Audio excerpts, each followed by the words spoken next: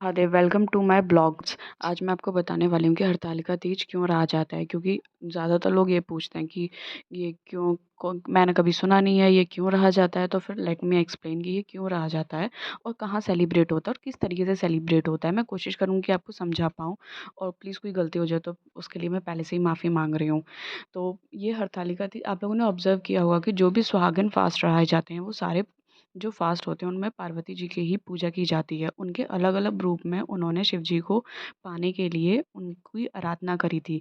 तो वैसे ही ये जो है हरतालिका तीज व्रत रहा जाता है।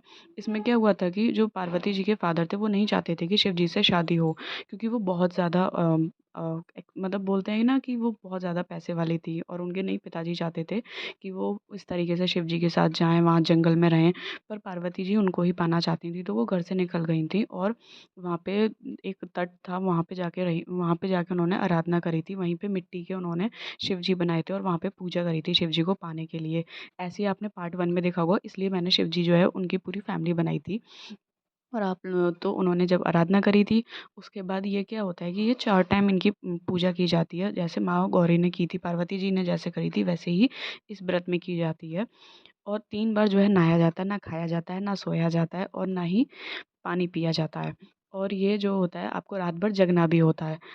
ये बहुत ज़्यादा डिफ़िकल्ट होता है एक्चुअली। जो जैसे करवा चौथ वगैरह होता है ना, उससे भी ज़्यादा डिफ़िकल्ट होता है। ये टोटली जो होता है वो 28 आवर्स का होता है। तो ये 12 बजे से स्टार्ट हो जाता है और नेक्स्ट डे के मॉर्निंग तक 4 बजे तक रहा जाता है। उसके बाद पूजा वगैरह की जाती है। सबसे पहला जो टाइम होता है वो 8 बजे होता है, फिर 12 बजे होता है, फिर 2 बजे होता है और फिर 4 बजे होता है, और 3 टाइम नहाया जाता है।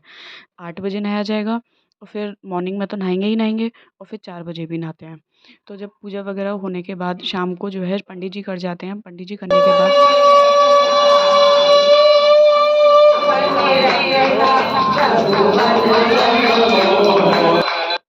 4 टाइम जो है हवन भी किया जाता है। जैसे आपने देखा कि पंडित जी पूजा वगैरह कर रहे थे, आरती वगैरह होती है, अच्छे से पंडित जी चले जाते हैं। उसके बाद मेरी मम्मी खुद ही अकेले करती हैं। अब क्वेश्चन ये आता है कि मेरी मम्मी क्यों करती हैं या कहाँ किया जाता है? एक्चुअली ये जो किया जाता है ये बिहार साइड और एमपी साइड ज़्यादा किया जाता है, बट मेरी नानी एमपी साइड की थी, इसलिए मेरी मम्मी मेरी नानी को देख-देख के सीख गई थी। मेरी मम्मी को 2024 में 30 इयर्स हो जाएँगे और मेरी नानी को 53 इयर्स हो चुके हैं, ये फास्ट रहते-रहते। इसका उद्यापन भी नहीं होता है, और मतलब आपको लाइफ टाइम रहना ही होगा ये, चाहे आप प्रेग्नेंट हो या कुछ भी हो, आपको ये फ़ास्ट नहीं छोड़ना होता है, आपको रहना ही होता है ये फ़ास्ट। तो ये कुछ नॉलेज थी जो मतलब कि मैं चाह रही थी कि आप लोगों को पता चले कि ये फ़ास्ट क्या होता है, क्यों रहा जाता है और कहाँ सेलिब्रेट किया जाता है। उसके बाद ऐसे जो है सिंदूर लगाया जाता है, और जैसे विदा की होता है, कोई जाता है गेस्ट तो उनको गले लगाते हैं, ऐसे ही हम जो है पार्वती जी को गले लगा के विदा करते हैं। और ऐसे मैं कर रही हूँ, और जो कन्या होते हैं उनको चूड़ियाँ दिया जाता है, तो मैंने भी पहना था।